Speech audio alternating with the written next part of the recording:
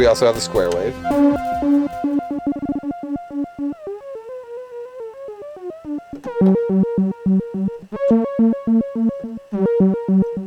And then we have sample and hold, which can affect the pitch.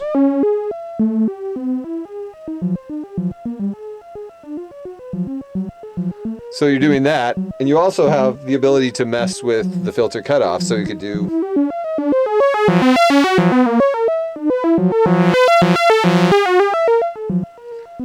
So that's cool. And then that repeat thing.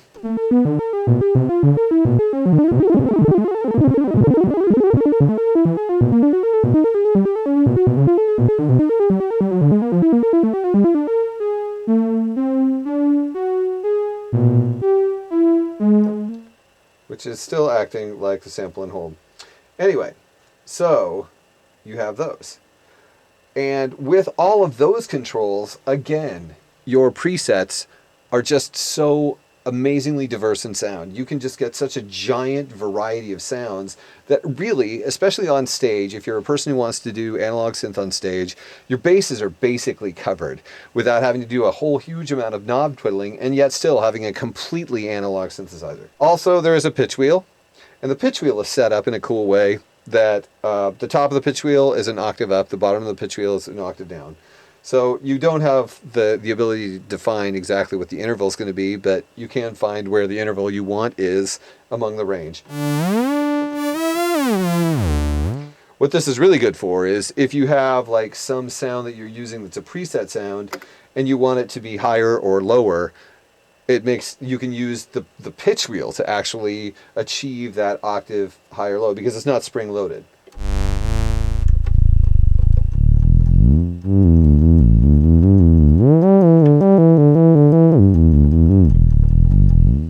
So while it doesn't, if you're one of those really expressive pitch wheel users, it's probably going to irritate you. But if you're a person who just wants to get the presets at different octaves, then you're set. Also, you can get different octaves amongst the sounds you're playing.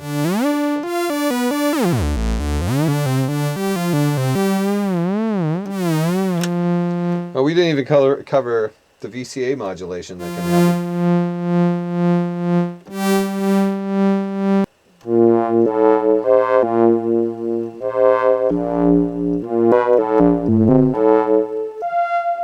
Of course, you can get that same ring mod sound.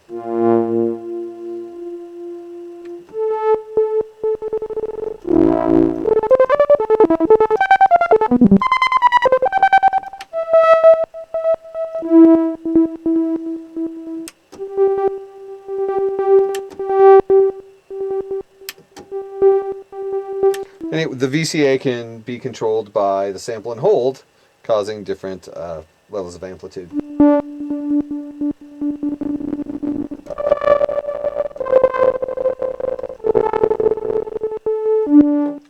Anyway, you can see just the massive variety that you get from the presets, but we're not even done. And I'll tell you why. You're probably like, but what about all these knobs over here? Those knobs over there are important because the last button in the preset section, the channel 2 preset section, is called manual. And what happens in manual, you'll probably already figured out. It's its own little synthesizer. It's a little control panel for you to control what happens in channel 2. So you're able to make your own synthesizer sound too. So it's not completely just a preset synth, it's also a synthesizer. You have 32 foot all the way up to 2 foot, which is a total of 5 octave settings, which is pretty cool, especially since the pitch bender can still give you 1 octave more. So theoretically, you have 2 more settings. It's just, we're on 32. We can go down to individual clicks, it's so low. And then if you put it on 2, we could go an octave higher than that and get, dog irritation level.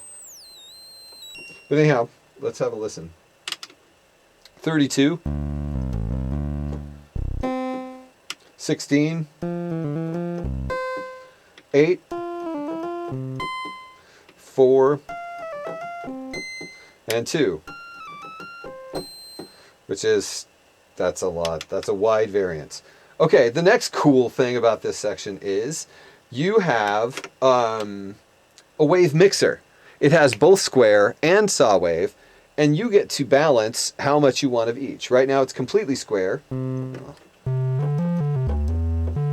And then we could go, as we go towards saw, you'll hear the saw being mixed in with the square. That's in the middle where both of them are equal. Now we're over to the saw.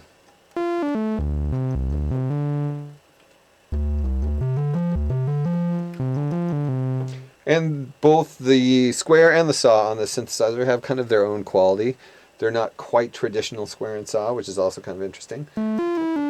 What's cool is when you have it on square, you also have a pulse width control.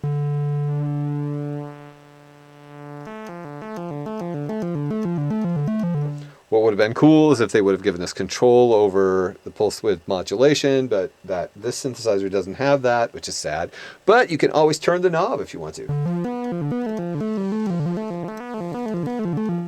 Also, you can mix in the pulse width manually modulated square wave with the saw to get new timbres.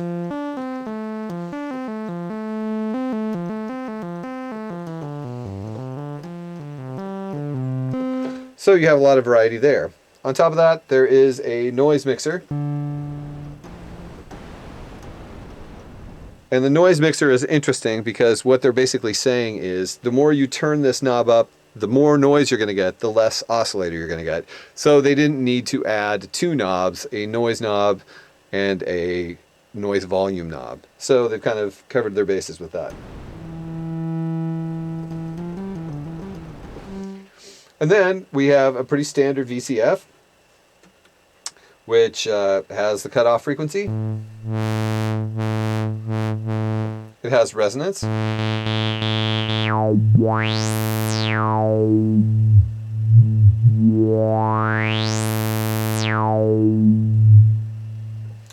I don't know what's going on with this filter. I think they have a variety of sort of filters mixed in here because it doesn't sound completely like a standard low-pass filter to me. It sounds like there are some emphases in interesting places, which just may be how they designed it. But it is 12 decibels per octave, and the resonance is not self-oscillating.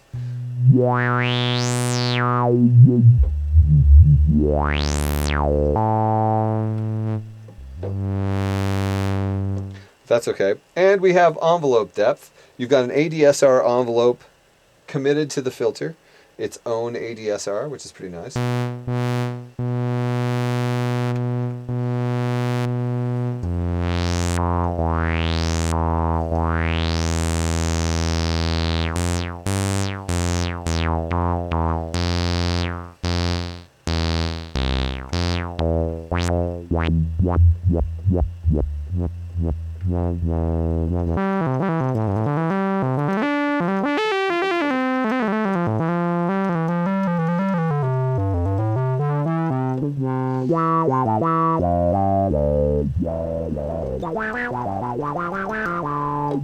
And then at the end you have the VCA, which is just your standard VCA.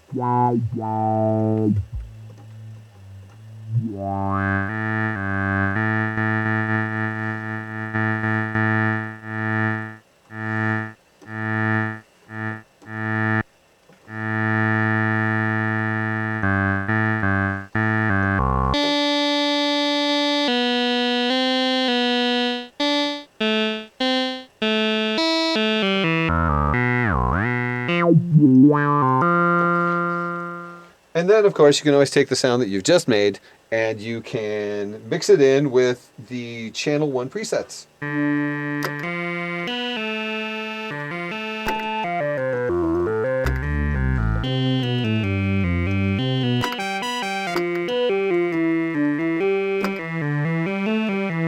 And then you can mess around with your modulation controls.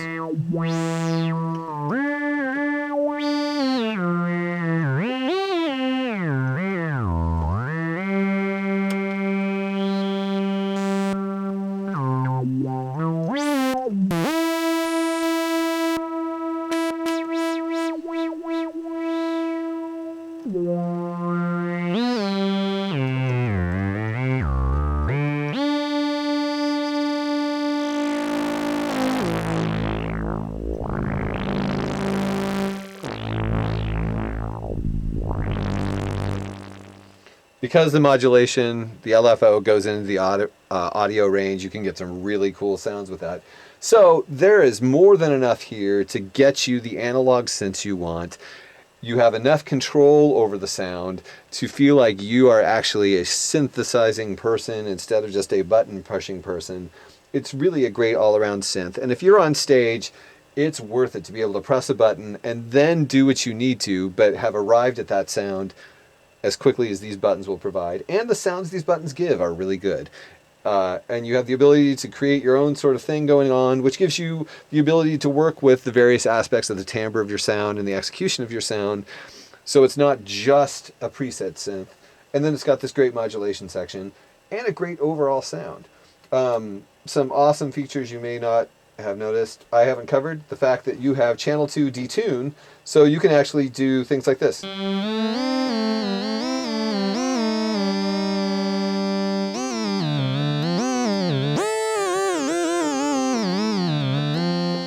So you have two oscillators, and you can hear that you have two oscillators. This is a 2-oscillator synthesizer, which most preset synths are not. So you got that going for you.